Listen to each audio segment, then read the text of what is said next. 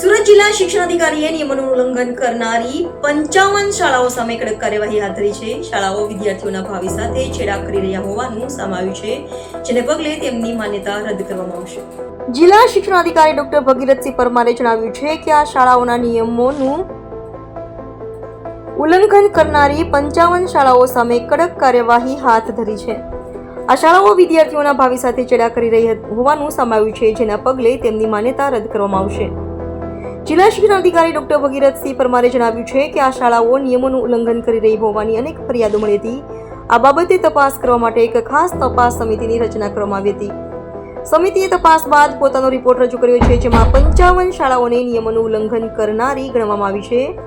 શિક્ષણ અધિકારીએ વધુમાં જણાવ્યું હતું કે આ શાળાઓને કારણદર્શક નોટિસ પાઠવવામાં આવી હતી, પરંતુ તેમના તરફથી સંતોષકારક જવાબ મળ્યો નથી, જેના કારણે હવે તેમની માન્યતા રદ કરવાની પ્રક્રિયા શરૂ કરવામાં આવી છે.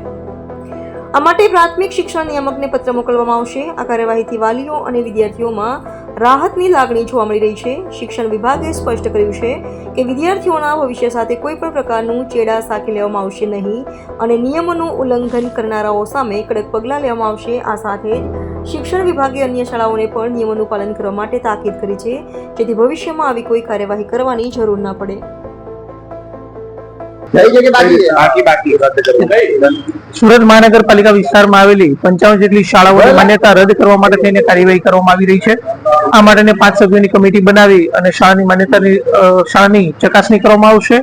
આ તમામ શાળાઓની અંદર એમ કહી શકાય કે ઘણી બધી શાળાઓ એવી છે કે જે વર્ષોથી વગર વિદ્યાર્થીઓએ શાળા શરૂ છે, અથવા તો ઘણી બધી શાળાઓની અંદર એવી પરિસ્થિતિ છે કે જ્યાં મંજૂરી મળી છે એના જગ્યાએ અલગ જગ્યાએ શાળા શરૂ છે, અને અમુક શાળાઓની અંદર ભૌતિક સુવિધાનો સંપૂર્ણ અભાવ જોવા મળે છે. તમામ શાળાઓની ચકાસણી કરી અને શાળાઓની માન્યતા રદ કરવામાં આવશે.